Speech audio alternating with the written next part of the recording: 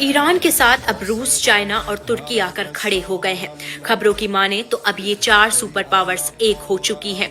भले ही अमेरिका ये सोच रहा था कि ईरान अब अकेला होगा, पर ईरान का कवच बनकर रूस, चाइना और तुर्की आगे आ गए। ईरान दिन ब दिन और मजबूत होता जा रहा है।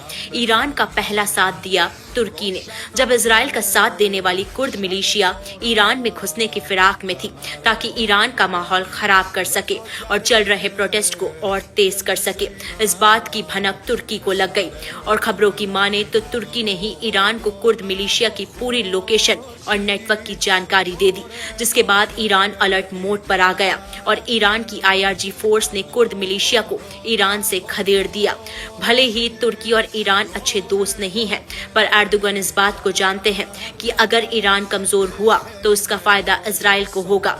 तुर्की कभी भी इजराइल को मजबूत नहीं देखना चाहता, इसीलिए वक्त रहते एर्दोगन ने खामनाई को आगाह कर दिया। और वहीं दूसरी तरफ रूस, ईरान और चाइना अब समंदर में एक साथ ताकत दिखा रहे हैं। इन तीनों देशों के फौजी अब दक्षिण अफ्रीका के समुद्री तट पर पहुंच चुके हैं और मॉक ड्रिल अभ्यास कर रहे हैं। और एक्सपर्ट्स की अगर माने तो ये तीनों देशों की ड्रिल एक्सरसाइज नहीं, बल्कि अमेरिका और उसके करीबियों को सीधा मैसेज है कि 3 महाशक्तियां अब एक हैं। तीनों देशों ने समुद्र में मोर्चा संभाल लिया है। सोर्सेस की माने तो अब रूस ईरान को मॉडर्न वेपन, मिसाइल टेक्निक्स और ईरानी फौजियों को ट्रेनिंग भी दे सकता है, जिससे अमेरिका और इजराइल और कमजोर होंगे और ईरान और ज्यादा मजबूत होता जाएगा।